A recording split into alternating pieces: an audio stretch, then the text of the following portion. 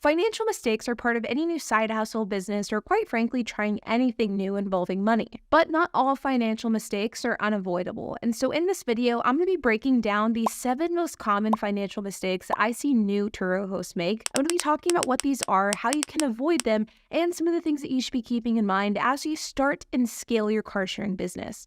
So let's get started. Now, before I begin, I do want to let you guys know that I do have a course called the Car Sharing Masterclass, which teaches you how to start and scale a car sharing fleet with the exact same business model that I use. In this course, we go over everything that you need to know, from how to choose which cars are the right ones to buy, how to negotiate and pay the right price for cars, how to streamline your operations and automate communication with your guest, what happens in the case that your car is in an accident, as well as everything in between. In addition to hours worth of online video course content, you'll also get access to our private Discord group and our monthly Zoom calls. You can learn more by checking out the link down in my description below. The first financial mistake that people make far too often is delegating too quickly and spending money on other people's labor rather than using that money to reinvest it back into your business. Now, don't get me wrong, I don't want you to spend every waking day, hour, and week working on your car sharing fleet. And I also want you to make sure that you have a system and process in place to where you can operate your car sharing fleet while still taking days off and going on vacation. But I do believe that working on your car sharing fleet, you working on your fleet, cleaning your cars, communicating with your guests is incredibly important to do in the beginning stages of your business. Truthfully, in the beginning stages of any business, not just Turo.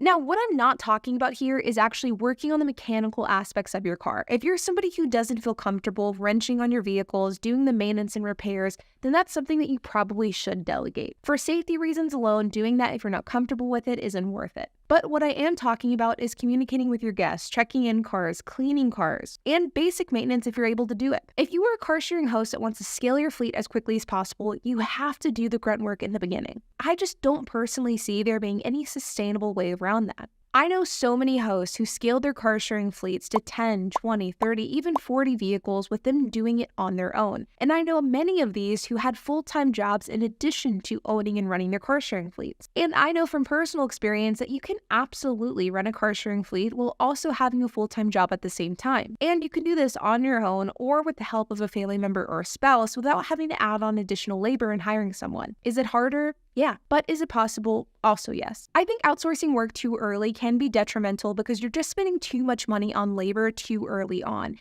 And being able to instead take that money and reinvest it into your business by buying new cars, that's going to be absolutely crucial. Outsourcing work and delegating work is something that's going to be very important for you to do later on down the road. In fact, this is something that we've begun to do with our own car sharing fleet. But it took years and over 25 cars to get us to that point. And I just firmly believe that if you're somebody with a couple of car sharing vehicles, it simply is too early for you to delegate those relatively easy tasks like cleaning and checking in a vehicle. It's taking money away from being able to reinvest it into cars and instead putting it into someone else's pocket. It's just not worth it. Next is keeping track of your earnings, because the Turo earnings graph is not your profit. You should have a method of keeping track of your expenses, your gross income, and your profit each and every month. And whether that's Mint.com, which is free, whether it's QuickBooks, which is a paid service, or if it's something that's super easy and simple like an Excel spreadsheet. It doesn't really matter what method you use, as long as you can be consistent with it, you understand it, and it's something you are doing on a month-by-month basis. Your Turo earnings and the amount of money sitting in your bank account are not your actual profit. And it's really important for Turo fleet owners to understand the difference of these two things very, very early on.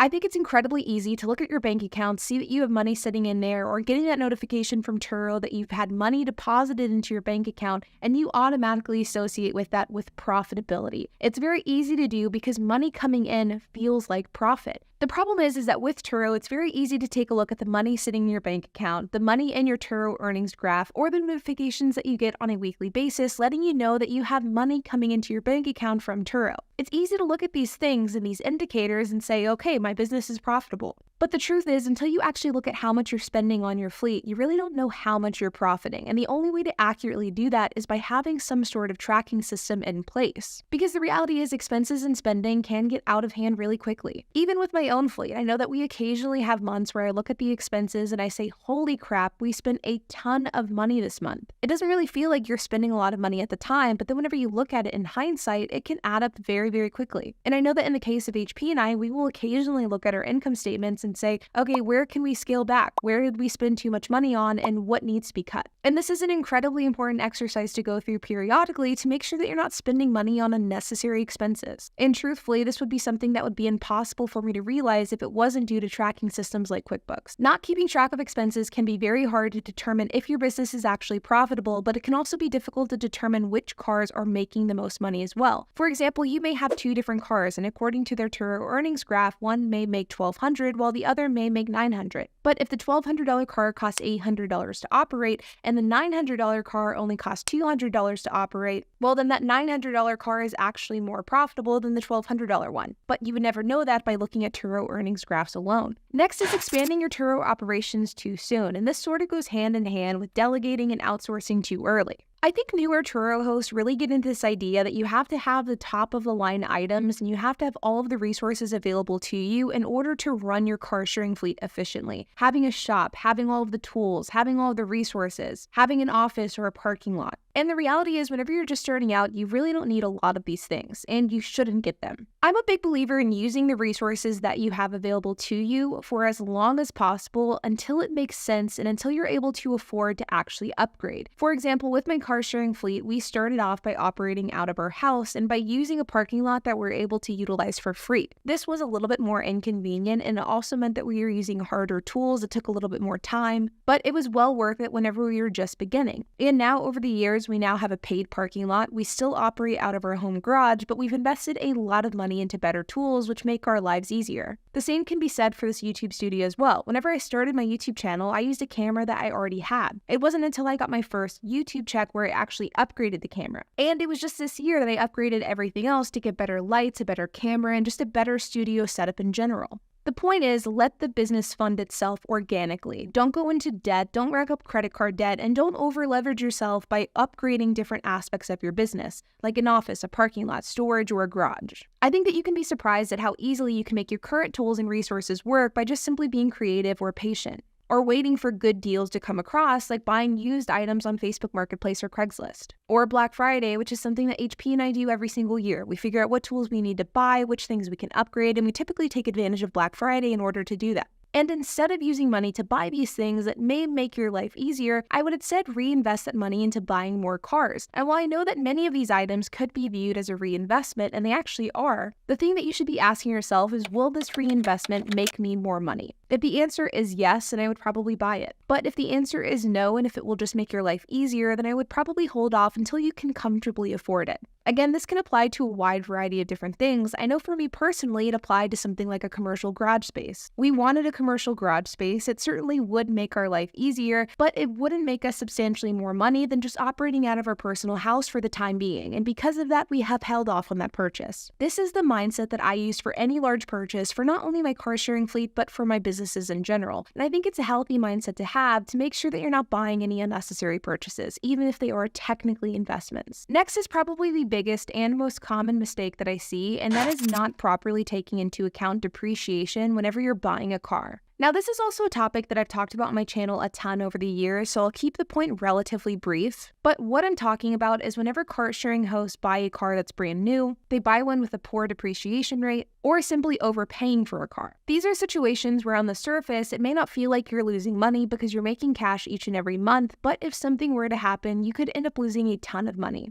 And these types of mistakes are so incredibly common because a Turo host who's eager to get started will just simply go to a dealership, they'll buy the first car that gets them excited, they'll think to themselves, hey, I'm paying $50,000 for this car, but I'll be able to list it on Turo for $100 to $150 per day, and I'll be able to pay off the car in under 3 years. Or whatever the case is with whatever figures apply to them. But the reality is, for many people, owning and operating a Turo fleet may not go as planned, and there are some things that could go wrong or different factors that could impact your longevity on the platform. For example, what happens if you leave Turo or get kicked off the platform? You need to sell the car or the car gets totaled. There are a lot of different reasons why owning a Turo fleet may not go according to plan, and you don't want to be put into a position where you're stuck holding the bag for a car debt that you thought that you would easily be able to afford, and now you can't. Now, it is important to note that some people buy highly depreciating cars because that's part of their business model. For example, people that buy sports cars, 2023 model cars, whatever the case is. And while this is a business model that isn't for me personally, and I don't think it's the best business model to start out with as a new Turo host, it is something that's really viable on Turo depending on your market and how you approach it.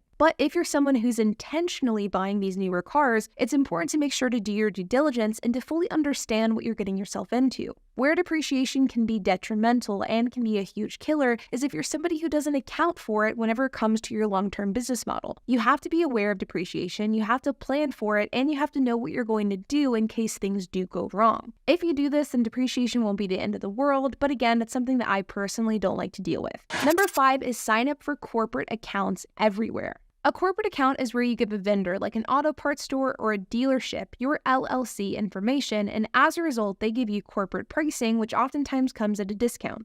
A lot of places offer corporate accounts, from O'Reilly's to Firestone to Discount Tire to AutoZone. Even dealerships offer them in their parts department. For example, just this morning, I had to purchase a seat cover for a new Mercedes that we recently purchased, and online, this seat cover was $250. But I asked the dealership if they had any corporate accounts. They said yes, so I gave them my LLC information, and I was able to buy this exact same seat cover for $194. These types of savings make a huge difference, especially in bulk. And it's super, super easy to set up. If you're not doing this, you are absolutely leaving money on the table. So if you have a vendor that you use, make sure to ask them, hey, do you have corporate accounts that I can set up? The exact process for setting them up does vary a bit from vendor to vendor. Sometimes they make you call a company, sometimes they make you come in and fill a form, sometimes they just want a business card. The exact situation varies from company to company, but it shouldn't take more than 5, 10, 15 minutes to get this set up. And then whenever you use it on a recurring basis, it's super easy and it's a great way to get a very easy discount on whatever you're purchasing. Do this ASAP. You will be required to have an LLC, but once you do, you'll save a bunch of money.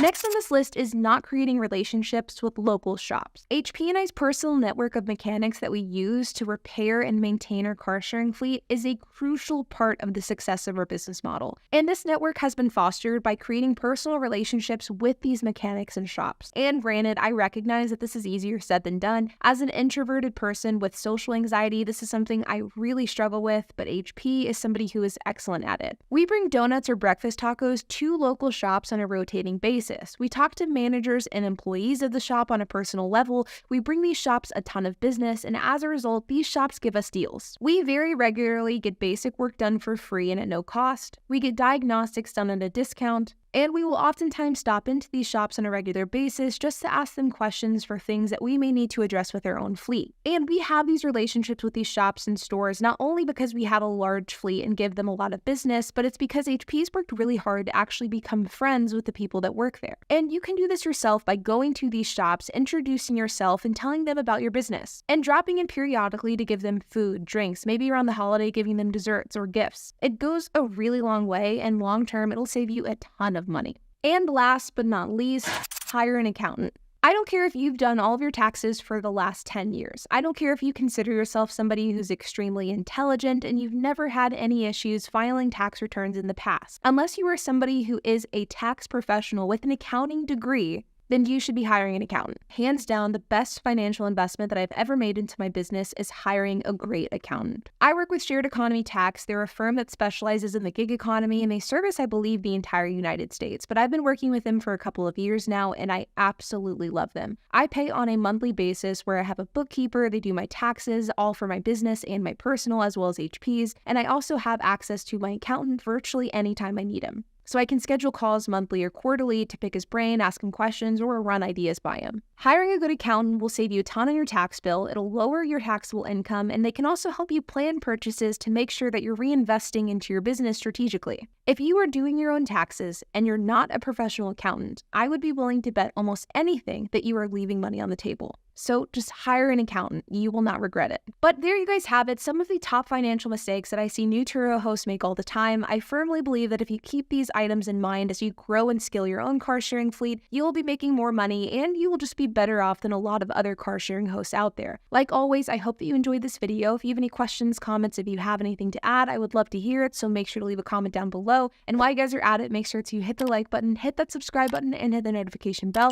And I will see you guys in the next video.